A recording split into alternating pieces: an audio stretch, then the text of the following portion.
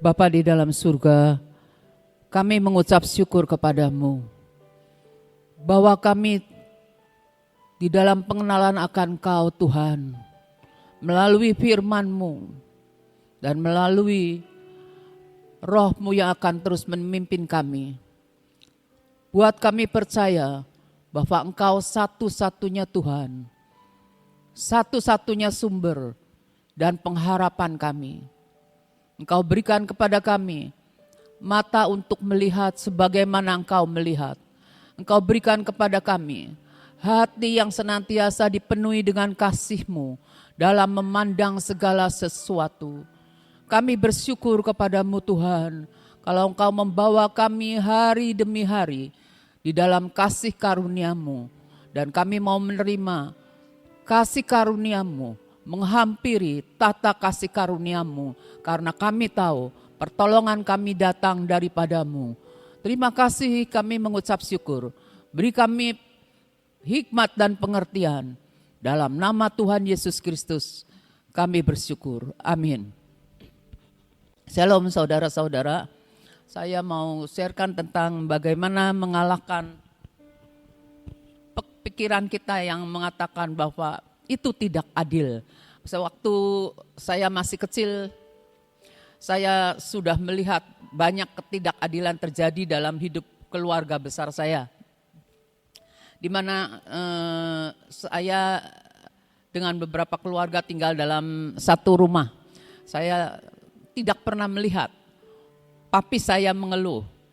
Saya cuma melihat, mami hanya bisa melihat, tapi anak-anak mengerti. Termasuk saya yang anak sulung ya, saya mengerti gitu ya. Papi itu kalau dilihat ya, yang papi dapatkan dari pekerjaan papi, dari tenaga papi, itu tidak sesuai dengan apa yang papi terima gitu ya. Istilahnya di antara lima bersaudara paling capek itu papi saya gitu ya. Tapi papi di antara semua saudara, papi itu yang nggak bisa apa-apa. Mungkin karena nggak bisa menerima banyak dalam hal keuangan. Ya. Kita bertahan karena kita semua dalam satu rumah tetap memiliki hubungan yang baik satu sama lain.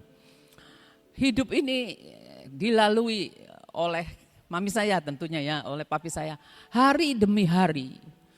Dan saya melihat bagaimana seperti orang-orang di sekolah terbang, kalau saya lihat ada yang bayaran sekolahnya tertunda, terus ada yang ya kalau zaman saya dulu tertundanya nggak boleh berlama-lama, nggak boleh. Sekarang puji Tuhan mungkin sekolah terbang sekolah Kristen jadi ada kemurahan. Nah saya mengalami seperti itu saudara. Tapi saya lihat di dalam waktu-waktu yang dilalui di antara keluarga saya, 5 keluarga dari papi saya. Cuma papi yang bisa menyekolahkan anak-anak sampai selesai gitu ya. Ya puji nama Tuhan. Padahal kita belum kenal Tuhan waktu itu. Maksudnya kita saya. Tapi saya lihat perjalanan papi gitu ya. Bagaimana cara hidup papi gitu ya. Kok enggak ngeluh sampai istilah mami saya. Istilah mami saya tuh begini. Orang kuno, papi itu boleh dikatakan siok kerbau gitu ya. Papi itu kayak kerbau. Itu saja tenaganya diperos ya, capek sekali. Saya cuma lihat ngelus dada, tapi papi tuh herannya tuh nggak pernah ngeluh, saudara. Bener nggak pernah ngeluh. Saya nggak pernah dengar papi ngeluh. Mami saya ngoceh gitu tuh ya. Itu bagaimana anak sudah mau sekolah, udah mau keluar dari SMA, kita kan cuma bisa modalin anak tuh cuma sekolah. Makanya anak-anak daripada keluarga saya termasuk yang lumayan gitu tuh ya, yang lumayan. Nah begitulah. Tapi setelah saya jadi anak Tuhan, saya tahu bahwa itu Tuhan sudah rancangkan jauh hari sebelumnya. Dan Tuhan itu tidak pernah memberikan satu hal yang mengecewakan ketika kita berespon benar gitu tuh. Kita berespon benar. Saya lihat papi berespon benar gitu ya. Setelah kita kenal Tuhan, saya tahu gembala jiwa kita ini adalah Tuhan. Tuhan itu penyedia dari segala yang kita butuhkan. Dikatakan sumber mata air yang tidak pernah kering, mata air dalam segala hal ya. Tapi setelah saya melalui jadi anak Tuhan, nah, kan kita kan udah ngerti nih, saya mulai mengeluh. Dan saya tahu kalau setiap keluhan itu merupakan ada satu problem yang belum terselesaikan. Ada orang menasihati saya gini, kalau orang sudah umurnya lumayan, itu seperti besi ada karatnya, dikerikin buang. Ya tetap juga seperti itu, jadi belajar untuk mendoakan saja, belajar untuk mendoakan saja. Terus saya pikir ya belajar untuk mendoakan saja. Sulit untuk berubah. Kalau kamu mengeluh terus kamu enggak menang. Pikir-pikir benar. Sedangkan Tuhan maunya kita menang. Tuhan tidak suka akan keluh kesah kita. Tuhan bilang bersukacitalah senantiasa dalam Tuhan. Sedangkan kalau kita ngaku dalam Tuhan, mestinya kita harus bersukacita dalam melakukan kehendak-Nya. Tapi saya itu seringkali saking tidak tahan, keluarlah keluhan-keluhan. Padahal saya tahu Tuhan ampuni saya, engkau pasti tidak berkenan akan sikap saya ini gitu ya. Nah, keluhan itu menunjukkan bahwa kita ini sedang memandang sesuatu problem tidak dengan mata Tuhan. Jadi kita benar-benar minta Tuhan beri mata seperti bagaimana engkau melihat. Karena engkau dalam firman Tuhan itu mengatakan engkau senantiasa memberikan kebaikan. Di balik setiap masalah, di balik setiap persoalan, ternyata ada satu berkat yang tersembunyi. Tapi sikap kita nih harus benar. Benar-benar mensyukuri Tuhan bagaimana gitu ya. Jadi kita ini menyadari ada firman yang mengatakan Tuhan itu menyertai kita di dalam jalan-jalan yang harus kita tempuh. Tuhan memberikan nasihat. Jadi ketika kita dalam persoalan yang kita hadapi, kita ini tahu, sadar bahwa Tuhan lagi ngasih nasihat. Nah, kita harus banyak dengar-dengaran dengan Tuhan. Berdiam diri dengan Tuhan, apa yang Tuhan sedang tunjukkan pada kita. Puji nama Tuhan, dan kita sebagai anak-anak Tuhan, kita mengerti akan firman-Nya, Tuhan kasih tahu jalan-jalannya. Tuhan juga menunjukkan kepada kita sesuatu yang sedang Tuhan kerjakan, yang belum selesai. Jadi jangan kita ngeluh. Istilahnya waktu saya dulu diajarin oleh Ibu Nani gitu, dan oleh senior-senior saya, lagi sekolah belum lulus katanya. Jadi kalau belum lulus ya diher lagi sampai lulus, sampai Tuhan angkat problem-problem kita ya setelah selesai gitu ya. Nah, kalau kita lihat kehidupan Daud ya, kita lihat bahwa Daud itu dikejar-kejar oleh Saul bertahun-tahun, dikejar-kejar gitu ya.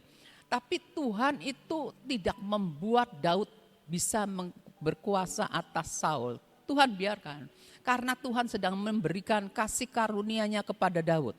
Bekerja di hati Daud, yaitu Daud itu terima kasih karunia Tuhan. Dia itu tetap dalam kerendah hatian, ketergantungan pada Tuhan, dan pun mengikuti Tuhan. Nah, itu yang kita harus tiru. Jadi bukannya mengeluh, karena dikatakan juga bahwa Daud ditemukan Tuhan sebagai orang yang berkenan di hati Tuhan. Nanti pada waktunya Tuhan akan angkat problem-problem kita. Seperti problem Daud juga diangkat sama Tuhan kan.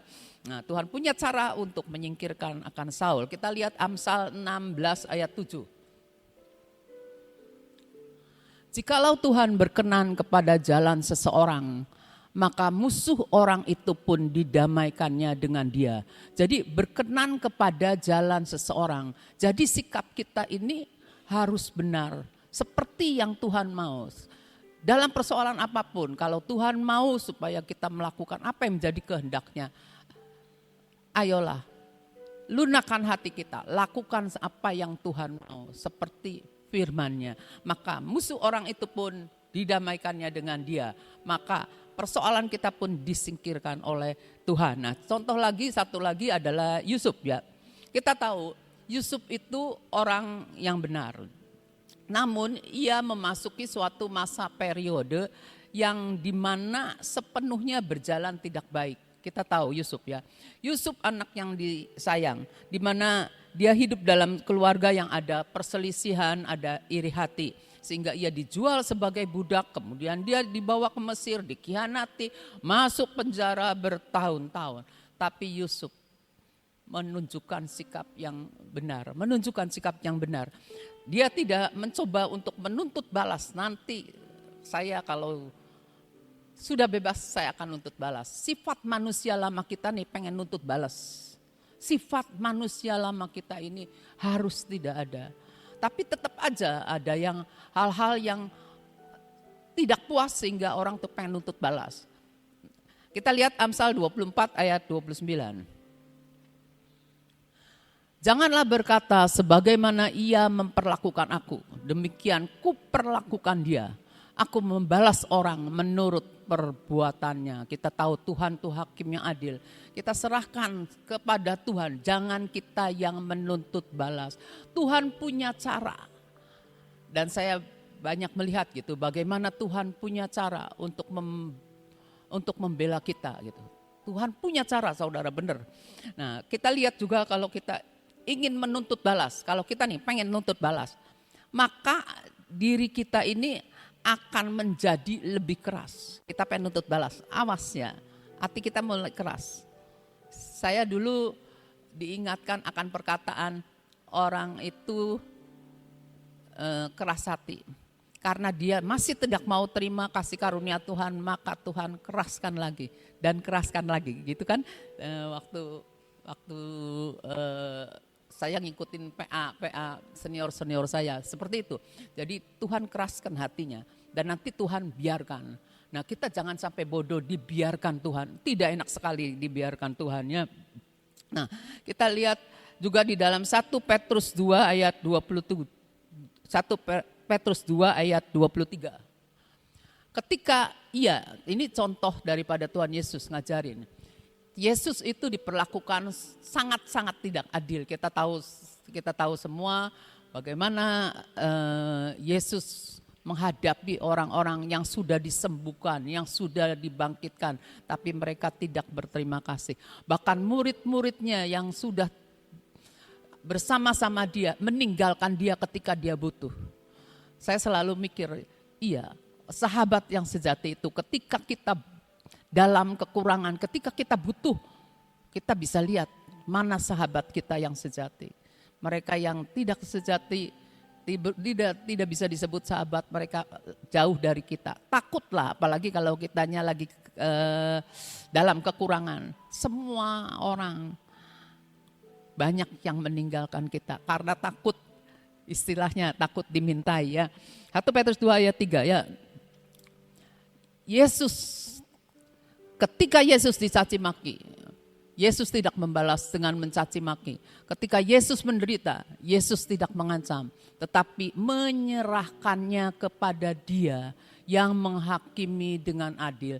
Jadi kita dalam menghadapi sakit hati, dalam menghadapi akan kekecewaan, kita belajar seperti Yesus, menyerahkan semuanya kepada Dia yang menghakimi dengan adil. Jadi benar-benar jangan menuntut balas. Kita harus mengikuti teladan Yesus Kristus ya.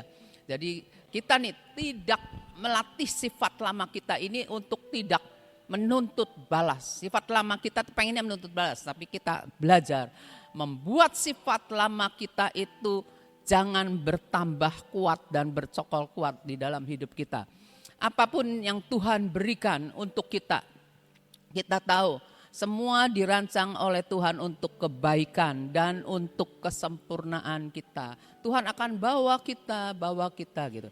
Nah, dalam masa-masa gelap, dalam hal kebingungan, kita semua pernah ngalami masa gelap. Masa gelap tuh kalau istilahnya orang dunia, sudah jatuh tertimpa tangga, istilah orang Cirebon kaligane. Jadi masa gelap lah, terus-terusan gitu tuh, ada masanya, ada periodenya. Tapi hamba Tuhan berkata bahwa semua ada daluarsanya gitu ya. Kita harus mengingatkan hal-hal yang baik ya. Masa gelap, kebingungan, penundaan, nah, tuduhan kejam gitu, sebenarnya sedang mempersiapkan kita supaya kita mau mempunyai hati yang lembut, sehingga tidak akan patah menghadapi tekanan. Tekanan apapun, mau tidak mau kita pasti ngeluh gitu. Ada, memang sebagai manusia kita pasti ngeluh. Tertekan sekali, ngeluh kadang-kadang tuh, aduh nggak bisa apa-apa gitu ya. Tetapi kita tahu kepada siapa kita mengadu, dan kita tahu Tuhan sedang bekerja. Bukan urusan dengan orang-orang itu, tapi Tuhan sedang bekerja dalam diri kita, menghancurkan semua sifat-sifat lama, menghancurkan semua kekerasan hati kita, sedang melembutkan hati kita gitu ya. Tapi kita tahu dan kita senantiasa memintakan kasih karunia Tuhan saja. Karena semua ketidakadilan merupakan berkat yang terselubung jika kita mau berespon dengan benar. Semua ketidakadilan yang kita alami itu punya berkat khusus yang Tuhan sediakan buat kita ya. Tuhan memakai segala sesuatu, kita tahu Roma 8:28. Tuhan memakai segala sesuatu untuk mendatangkan kebaikan bagi orang yang mengasihi Dia. Kita lihat Kejadian 45 ayat 5 sampai 8. Kejadian 45 ayat 5 sampai 8. Tetapi sekarang, ini Yusuf ngomong, setelah dia jadi raja, dia enggak membalas. Tetapi sekarang janganlah bersusah hati dan janganlah menyesali diri. Karena kamu menjual aku ke sini, sebab untuk memelihara kehidupanlah Allah menyuruh aku mendahului kamu. Kita enggak tahu hari-hari di muka kita, tetapi Tuhan sudah merancang. Jadi jalani saja bersama dengan Tuhan, jalani saja di dalam Tuhan, di dalam Kristus yang memampukan kita. Kita enggak mungkin mampu menjalani, tapi Kristus ada di dalam kita. Kita ada di dalam Kristus. Itu yang memampukan kita. Penuh kasih karunia ya. Terus ayat 6. Karena telah 2 tahun ada kelaparan dalam negeri ini, dan selama 5 tahun lagi orang tidak akan membajak atau menuai. Maka Allah telah menyuruh aku mendahului kamu untuk menjamin kelanjutan keturunanmu di bumi ini. Walaupun Allah sudah merancang untuk Yusuf mendahului keluarganya, tapi Yusuf tidak ngerti. Di dalam dia menjalaninya hal-hal yang tidak enak itu ya. Untuk menjamin kelanjutan keturunanmu di muka bumi ini dan memelihara hidupmu, sehingga sebagian besar daripadamu tertolong. Jadi kita harus bertahan dalam segala sesuatu. Tetap punya hubungan, mengenal Tuhan. Kalau kita mengenal Tuhan, maka kita tahu apa yang Tuhan mau. Tetapi hidup sebagian besar orang cuma sekedar ya kenal Tuhan, tapi tidak menjalani, dipikirnya kalau kenal Tuhan akan enak, akan tercukupi. Tapi Tuhan membawa kita dalam gelombang-gelombang, dalam masa-masa tetap dalam Immanuel. Jadi kita nggak usah ngeluh, nggak usah bales gitu orang yang merepotkan kita, memblok kita gitu, nggak usah gitu ya. Untuk melihara hidupmu sehingga sebagian besar daripadamu tertolong. Terus ayat 8. Jadi bukanlah kamu yang nyuruh aku ke sini, tetapi Allah. Jadi Allah itu yang kalau yang orang main catur sih, ini Allah lagi naruh ini kayak gitu. Dialah yang telah menempatkan aku sebagai bapa bagi Fir'aun dan tuan atas seluruh istananya dan sebagai kuasa atas seluruh tanah Mesir. Saya ingat satu ayat ngomong gini, berlakulah setia, maka kamu akan memiliki negeri. Jadi kita berlaku setia terhadap Tuhan. Jangan memberontak, mengucap syukur karena Tuhan yang akan bawa kita ke tempat yang Tuhan janjikan. Terus Kejadian 50 ayat 20. Memang kamu telah mereka-rekakan yang jahat terhadap aku, tetapi Allah telah mereka-rekakannya untuk kebaikan dengan maksud melakukan seperti yang terjadi sekarang. Jadi Tuhan Allah itu sudah mereka-rekakan. Kita harus ingat, semua problem direka-rekakan Tuhan untuk kebaikan kita. Mata kita, perasaan kita enggak enak. Perasaan sangat tidak enak. Pengennya berontak, pengennya kabur. Tetapi kita ingat, semua Tuhan reka-rekakan untuk kebaikan. Jadi kita harus senantiasa mengingat Tuhan, mengenal Tuhan. Bagaimana Tuhan memandang kita, Tuhan pasti punya maksud. Dengan maksud melakukan seperti yang terjadi sekarang ini, yaitu memelihara hidup suatu bangsa yang besar. Ya, Tuhan pakai Yusuf memelihara akan kehidupan akan bangsa Israel ya. Nah, mengalahkan pikiran bahwa itu tidak adil itu dengan tidak menuntut balas. Juga salah satunya mengampuni. Kita harus mengampuni. Nah, bagaimana kita bisa mengampuni orang-orang yang menjengkelkan kita, menyakiti kita? Kita lihat Efesus 4 ayat 32. Tetapi hendaklah kamu ramah seorang terhadap yang lain. Hendaklah kamu ramah. Penuh kasih mesra dan saling mengampuni. Jangan jutek. Tapi tetap saja orang mau ramah kalau hatinya masih ganjel. Nadanya tuh enggak enak gitu tuh. Nadanya tuh enggak enak gitu tuh. Wah, enggak enak. Aduh orang itu gitu. Nah, penuh kasih mesra dan saling mengampuni sebagaimana Allah di dalam Kristus telah mengampuni kamu. Allah di dalam Kristus mengampuni kita, kita harus mengampuni juga ya. Nah, terus kita lihat lagi, ini dasar untuk kita mengampuni ya. Karena kita juga pasti pernah menyakiti akan orang lain ya. Nah, Mazmur 103 ayat 10 sampai 14. Tidak dilakukannya kepada kita setimpal dengan dosa kita. Kita punya salah, tapi Tuhan tidak menghukum kita setimpal dengan dosa kita. Dan tidak dibalasnya kepada kita setimpal dengan kesalahan kita. Terus, tetapi setinggi langit di atas bumi, demikian besarnya kasih setianya atas orang-orang takut akan Dia. Yang takut akan Dia, kita harus takut akan Dia. Terus 12, sejauh timur dari barat, demikian dijauhkannya daripada kita pelanggaran kita. Seperti Bapa sayang kepada anak-anaknya, demikian Tuhan sayang kepada orang-orang yang takut akan Dia. Takut akan Dia, maka Tuhan sayang sama kita. Pasti Tuhan belain kita. Terus 14, seperti Dia sendiri tahu apa kita, Dia ingat bahwa kita ini debu. Debu Tuhan tahu, dan debu itu butuh akan Tuhan. Kita ini debu, apa yang mau kita banggakan?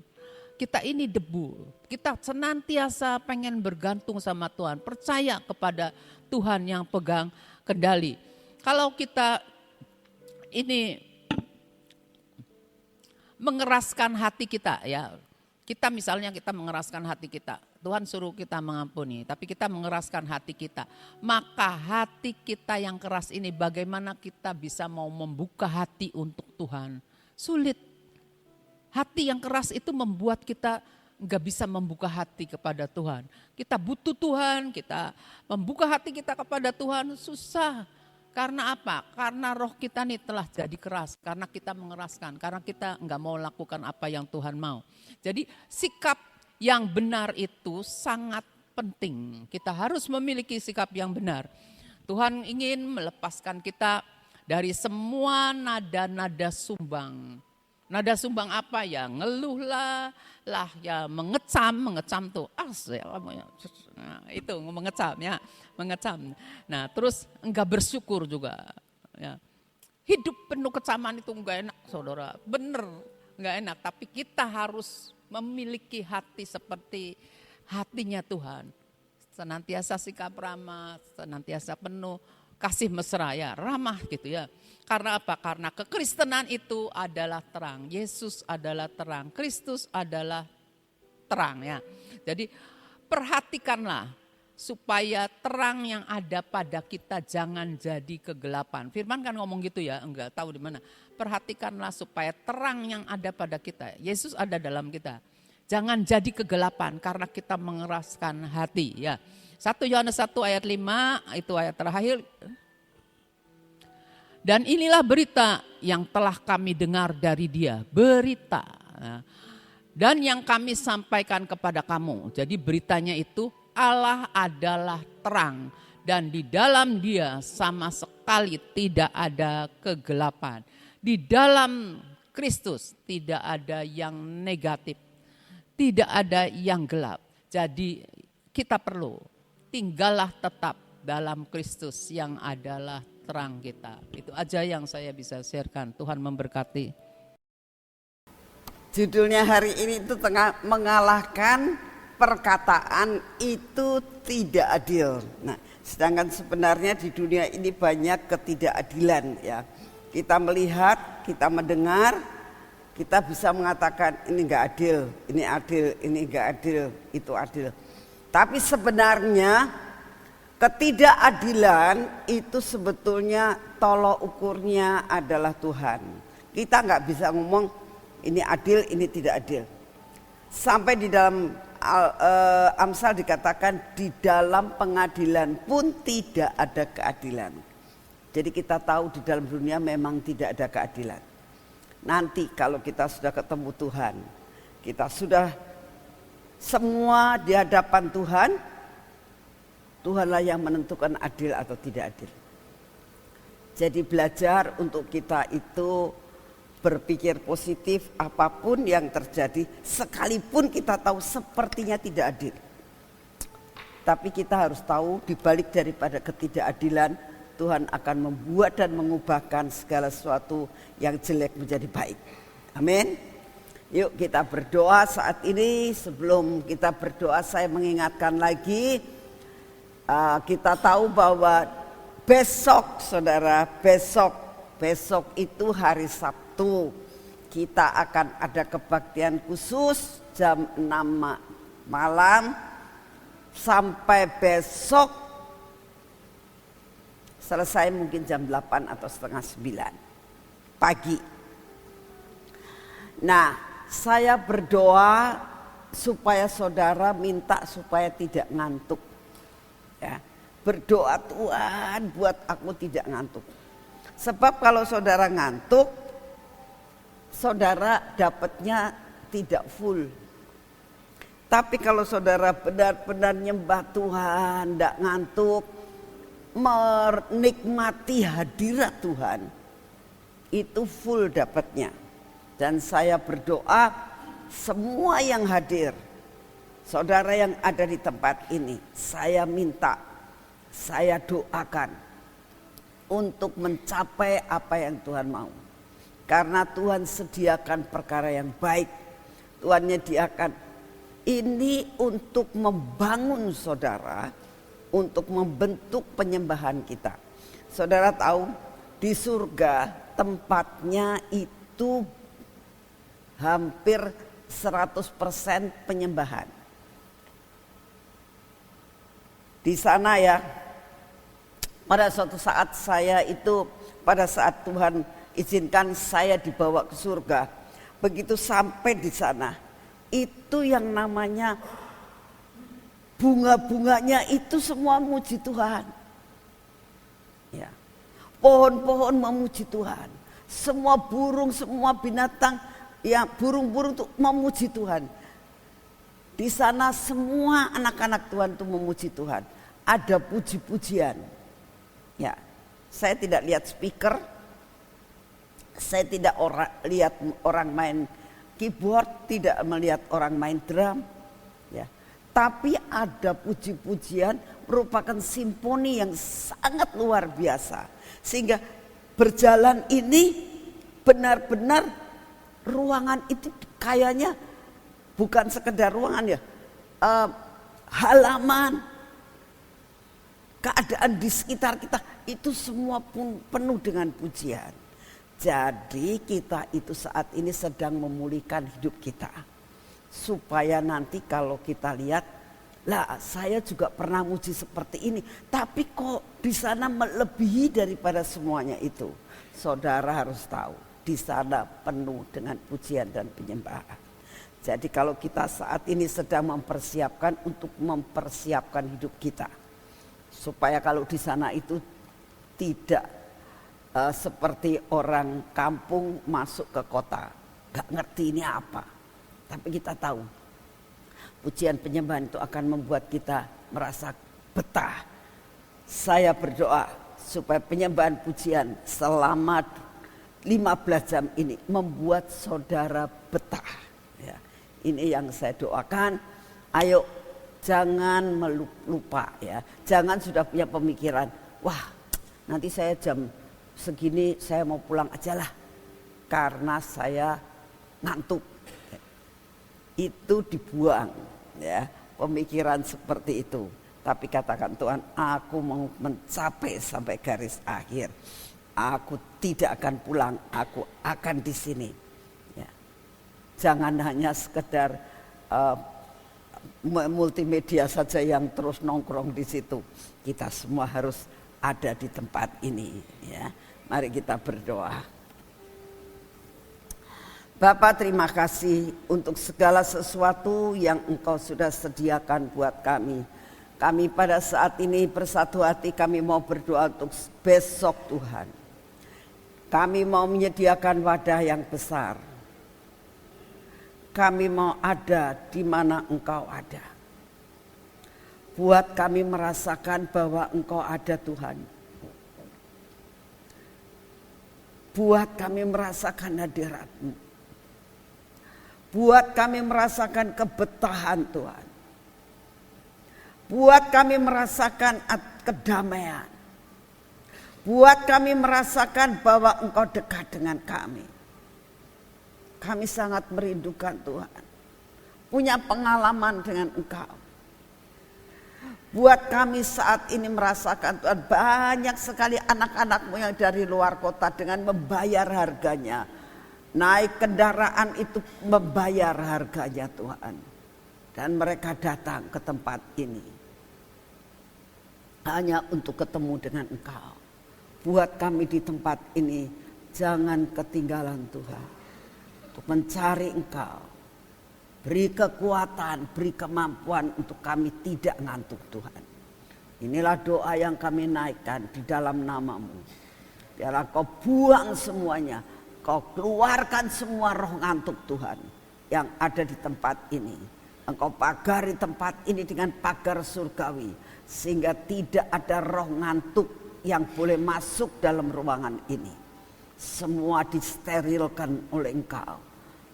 Pujian, penyembahan, ketemu Engkau, hadirat Tuhan yang penuh membuat kami betah di tempat ini. Beri kebetahan kami di tempat ini Tuhan. Beri kebetahan di tempat ini. Dan tidak ingin bergeser daripada tempat ini. Terima kasih untuk semua. Kami percaya Kau mendengar doa kami. Kami berdoa untuk pujian penyembahan yang diadakan. Kami berdoa Tuhan pada saat ini. Setiap pemimpin pujian Engkau restorasi. Engkau banyak berdoa. Untuk mereka Tuhan, kami mendukung doa buat mereka, untuk mereka disediakan, disiapkan Tuhan, membersihkan diri untuk dipakai kemuliaan nama-Mu. Kami berdoa untuk anak-anak muda yang mendapatkan tugas jam-jam yang rawan. Tapi hamba minta ini bukan jam rawan, tapi jam yang luar biasa. Engkau akan memberi semangat yang luar biasa. Engkau memberikan on fire buat setiap anak-anak muda Tuhan. Seluruh pemain musik semua on fire dengan Engkau. Hadirat-Mu memenuhi tempat ini. multimedia dikuatkan, penari dikuatkan, semua dikuatkan Tuhan. Terima kasih, kami percaya Kau mendengar doa kami pada hari ini Tuhan. Kami berdoa pada saat ini ya Tuhan, dalam doa puasa yang berantai, kami datang saat ini Tuhan. Kami mau berdoa buat pokok-pokok doa. Kami mau menutup semua lubang yang ada dalam hidup kami. Lubang yang membuat kami tidak bisa mengasihi Engkau. Lubang yang membuat kemalasan untuk kami membaca Alkitab. Lubang yang membuat kami tidak bisa bangun pada saat Engkau membangunkan kami. Lubang-lubang banyak Tuhan. Karakter kami kurang sabar, suka marah. Tuhan, ini karakter-karakter yang tidak baik. Kami mau tutup semuanya Tuhan. Karakter yang selalu mengeluh, karakter yang selalu menyalahkan orang lain. Tuhan, kami minta hal-hal yang seperti ini kami mohon. Di dalam nama-Mu ya Tuhan, Engkau yang akan menambal semuanya. Sehingga tembok kami tidak ada yang bocor Tuhan. Tembok kami tidak ada yang lubang, bahkan tidak ada yang retak. Terima kasih untuk kasih setia-Mu. Karena saat ini kami sedang mempersiapkan penuaian besar-besaran terjadi. Berkat anugerah yang luar biasa. Perjanjian garam dan perjanjian air hidup ini menjadi milik kami. Buat kami boleh menikmatinya. Terima kasih Tuhan. Kami juga berdoa buat bangsa dan negara kami. Kami minta di dalam nama-Mu buat kota ini. Biarlah Engkau yang akan memilihkan pemimpin-pemimpin yang benar di hadapan-Mu. Sehingga nama-Mu dipermuliakan. Kami berdoa Tuhan. Tempat ini adalah pijakan yang daripada-Mu. Kau kuduskan Tuhan. Supaya terjadi supranatural terjadi di tempat ini. Yang sakit Kau sembuhkan. Bahkan yang luka Engkau sembuhkan. Bahkan mujizat-mujizat-Mu terjadi di tempat ini. Perubahan yang luar biasa. Kami mengalami mujizat kasat mata. Tuhan buat kami melihat di tempat ini ada mujizat. Terima kasih untuk semuanya. Kami mohon anugerah-Mu. Engkau turunkan debu emas yang luar biasa. Engkau turunkan minyak luar biasa. Engkau turunkan madu luar biasa. Tuhan, biarlah anak-anak-Mu merasakan. Ini mujizat. Ini terjadi. Surga menyentuh bumi. Kami percaya tempat ini adalah tempat yang dinamakan kota penutup Tuhan. Hujan awal, hujan akhir akan terjadi di tempat ini. Dan akan terus mengalir sampai ke ujung bumi. Kami percaya akan hal ini ya Tuhan. Beri kami sehati, sejiwa, sederap Tuhan. Melangkah bersama dalam doa puasa ini. Dan Kau akan mendengar doa-doa yang kami naikkan di hadapan-Mu. Terima kasih ya Bapak Ibu. Doa yang kami naikkan di hadapan-Mu. Setiap hari kami tidak akan bosan. Untuk berdoa dan mengetuk pintu surga. Sampai Engkau bukakan akan pintu surga ini. Terima kasih untuk kasih setia-Mu. Terima kasih Tuhan. Saat ini Tuhan kami mau masuk dalam pengurapan. Mari saudara kita bangkit berdiri. Kita akan masuk dalam pengurapan yang dari Tuhan.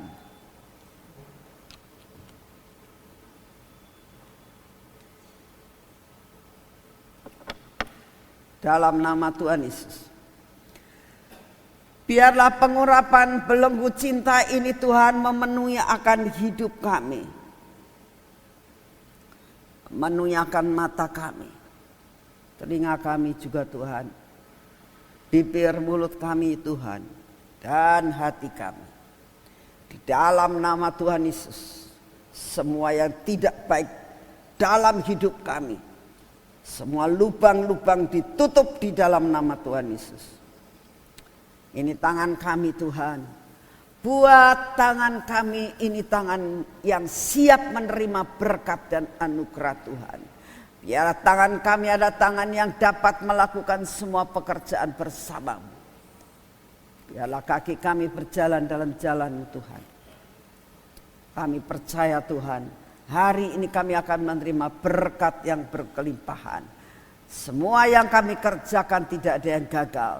Anugerah dan berkat-Mu yang mandul akan menghasilkan, yang mati akan dihidupkan. Kami terima ini di dalam nama Tuhan Yesus. Terima kasih Bapa. Alirkan aliran air hidup-Mu, menyembuhkan dan menghidupkan yang mati dalam hidup kami. Dalam nama Tuhan Yesus. Amin. Selamat pagi, Tuhan memberkati saudara semuanya.